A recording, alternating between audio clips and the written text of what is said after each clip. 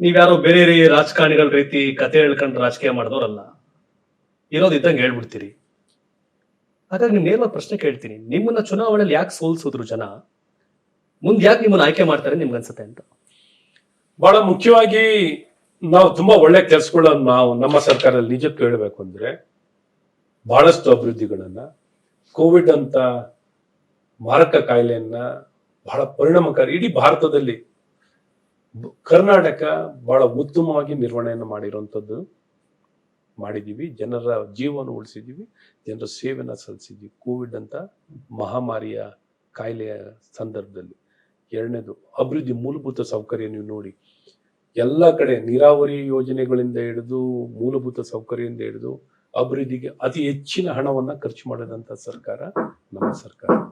ಒಂದು ಫಾರ್ಮುಲಾಸ್ ತರೋದೇ ಆಗ್ಲಿ, land reforms ತರೋದ್ರಲ್ಲಾಗ್ಲಿ, ಕೈಗಾರಿಕೆನಲ್ಲಾಗ್ಲಿ, ಎಲ್ಲ ಕ್ಷೇತ್ರದಲ್ಲೂ, ಆರೋಗ್ಯ ಕ್ಷೇತ್ರದಲ್ಲಿ ಇರಲಿ, ಶಿಕ್ಷಣ ಕ್ಷೇತ್ರದಲ್ಲಾಗ್ಲಿ, ಪ್ರತಿಯೊಂದು ಕ್ಷೇತ್ರದಲ್ಲೂ ಬಹಳ ಉತ್ತಮವಾಗಿ 25 ಯೂನಿವರ್ಸಿಟಿ ಸ್ಟಾರ್ಟ್ ಮಾಡಿದ್ರಿಂದ ಇದೆ. ಈ ರೀತಿ ಆರೋಗ್ಯ ಕ್ಷೇತ್ರದಲ್ಲಿ ಎಲ್ಲಾ ಕಡೆನೂ ಅಭಿವೃದ್ಧಿ ಮಾಡಿದ್ವಿ. ಎಲ್ಲ ಒಂದ್ ಕಡೆ ನಾವು ಒಳ ಮೀಸಲಾತಿಯಿಂದ ಹಿಡಿದು ಇವತ್ತು ಒಳ ಮೀಸಲಾತಿ ಮಾಡೋಂತ ನಿರ್ಧಾರ ಧೈರ್ಯವನ್ನು ಯಾರು ಮಾಡ್ಲಿಕ್ಕಾಗಿರ್ಲಿಲ್ಲ. ನಮ್ಮ ಸರ್ಕಾರದಲ್ಲಿ ನಾವು ಮಾಡಿದ್ವು. ಆದ್ರೆ ಏನು ಅಂದ್ರೆ ಒಂದ್ ಸ್ವಲ್ಪ ಅವಧಿ ಕಮ್ಮಿ ಆಗಿತ್ತು ನಮ್ಗೆ.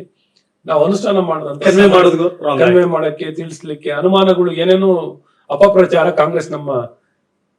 ಕಾಂಗ್ರೆಸ್ನವರು ಅಪಪ್ರಚಾರ ಮಾಡಿ ಎಲ್ಲಾರನ್ನು ಎತ್ಕಟ್ಟೋದ್ರಲ್ಲಿ, ನಮ್ಮ ವಿರುದ್ಧವಾಗಿ ಎತ್ಕಟ್ಟೋದ್ರಲ್ಲಿ ಬಹಳ ಯಶಸ್ವಿಯಾಗಿ, ಮತ್ತೆ ಗ್ಯಾರಂಟಿಯನ್ನ ಹೇಳಿನೇ ಇವತ್ತು ಜನಕ್ಕೆ ನಾವು ಇಷ್ಟು ಕೊಡ್ತೀವಿ ಅಂತ ಗ್ಯಾರಂಟಿಗಳು ಹೇಳುವಂಥದ್ದು ನಮ್ಮ ಒಳ ಮೀಸಲಾತಿ. ಇನ್ನೊಂದು ಮತ್ತು ನಿರಾಧಾರವಾದಂತ ಭ್ರಷ್ಟಾಚಾರದ ಆಪಾದನೆ ಮಾಡಿದ್ದು, ಮತ್ತೆ ಕೋವಿಡ್ ವಿಚಾರದಲ್ಲೂ ಆಪಾದನೆ ಮಾಡಿದ್ದು. ಈ ರೀತಿ ಸಾವಿನ ಮೇಲೆ ಹಣ ಮಾಡಿದ್ರು ಅಂತ ಅಪಪ್ರಚಾರ ಏನ್ ಮಾಡಿದ್ರು ನಾವು ಹಗುರವಾಗಿ ತಗೊಂಡು ಅನ್ಸುತ್ತೆ. ಇವ್ರು ಭ್ರಷ್ಟಾಚಾರದ ಕೌಂಟರ್ ಮಾಡಿಲ್ಲ, ಸ್ಟ್ರಾಂಗ್ ಕೌಂಟರ್ ಮಾಡಲಿಲ್ಲ. ನಾವು ಸ್ಟ್ರಾಂಗ್ ಕೌಂಟರ್ ಮಾಡಬೇಕಿತ್ತು.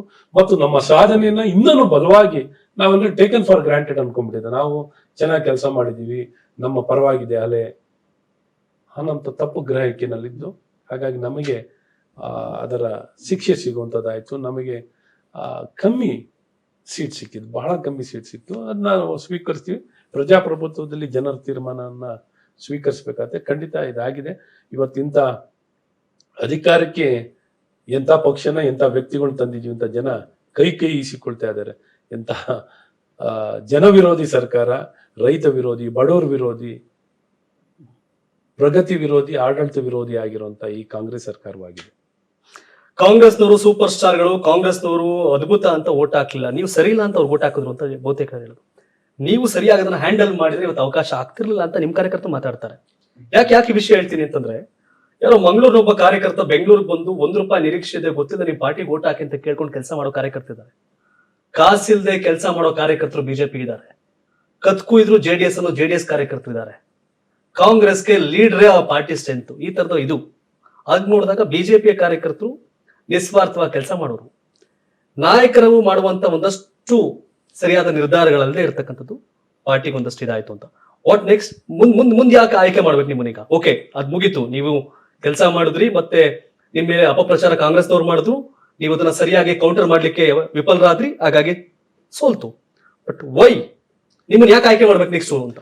ಖಂಡಿತ ನೀವು ಬಹಳ ಸೂಕ್ತವಾಗಿ ಪ್ರಸ್ತುತವಾಗಿ ವೈ, ಯಾತಿಗೆ ಕಾರಣ, ವಾಟ್ ಇಸ್ ದ ಗ್ರೌಂಡ್, ನಿಮ್ಗೆ ವೋಟ್ ಕೊಡುವಂಥದ್ದು ಯಾವ ಆಧಾರದ ಮೇಲೆ ಕೊಡ್ಬೇಕು ಅಂತ ಕೇಳ್ತಾ ಇದ್ದೀರಾ.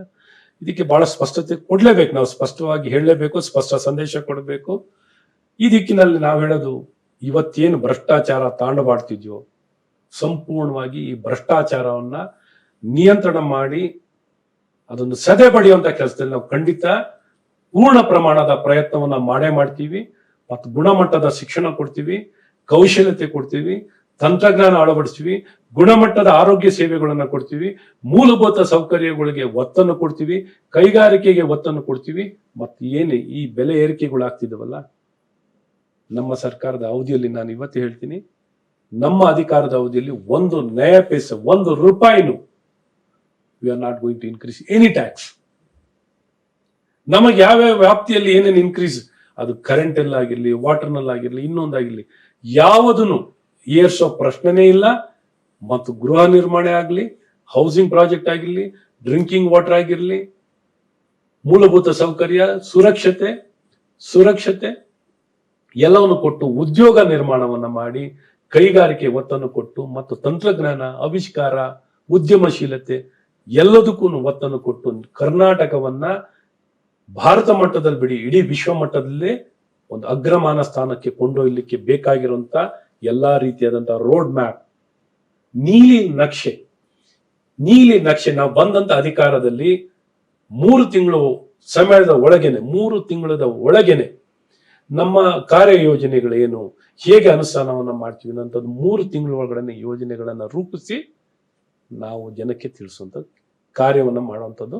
ಮತ್ತು ಎಲೆಕ್ಷನ್ ಮುಂಚೆನು why they should vote for BJP ಅನ್ನುವಂಥ ಮ್ಯಾನಿಫೆಸ್ಟೋನು ಪ್ರತಿಯೊಂದು ಸಣ್ಣ ಮೈಕ್ರೋ ವಿಚಾರದಿಂದ ಹಿಡಿದು ಸ್ಪಷ್ಟವಾಗಿ ಒಂದು ವ್ಯವಸಾಯ, ಕೃಷಿ ಇಲಾಖೆಯಿಂದ ಕೃಷಿ ಕ್ಷೇತ್ರ ಇಂದ ಹಿಡಿದು ಸುಧಾರಣೆಗಳನ್ನ ಮತ್ತು ರೈತರ ಪರವಾಗಿಯೂ ಹೇಗೆ ಕಾರ್ಯನಿರ್ವಹಿಸುವಂಥದ್ದು, 24 ಗಂಟೆ ಕಾಲ ಕರೆಂಟ್ ಅನ್ನು ಕೊಡಲಿಕ್ಕೆ 24 ಗಂಟೆ ಕಾಲ, ಮತ್ತು ಇಂಟರ್ನೆಟ್, ಹೈ ಸ್ಪೀಡ್ ಇಂಟರ್ನೆಟ್, ಒಂದೊಂದು ಗ್ರಾಮದಲ್ಲೂ ಹೈ ಸ್ಪೀಡ್ ಇಂಟರ್ನೆಟ್ ಇರಬೇಕು, ಒಂದೊಂದು ಗ್ರಾಮದಲ್ಲೂ ಗುಣಮಟ್ಟದ ಶಿಕ್ಷಣ ಇರಬೇಕು, ಕೈಗಾರಿಕೆ ಇರಬೇಕು. ಆ ರೀತಿ ವಲಸೆ, ಯಾರು ಎಲ್ಲಿಗೂ ವಲಸೆ ಬರಬಾರ್ದು.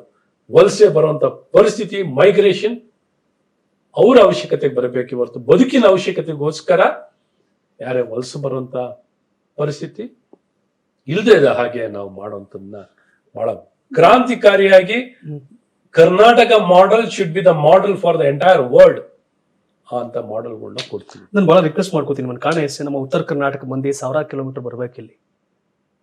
ನಾನ್ ನಿಮ್ ರಿಕ್ವೆಸ್ಟ್ ಬ್ಯಾಂಗ್ಳೂರ್ಗೆ ಇಂಡಸ್ಟ್ರಿ ಕೊಡೋಕ್ಕಿಂತ ಬ್ಯಾಂಗ್ಳೂರ್ಗೆ 10 ಇಂಡಸ್ಟ್ರಿ ಬಂದ್ರೆ ಒಂದು 5-6 ಉತ್ತರ ಕರ್ನಾಟಕ ಕೊಡಿ ಅಂತ.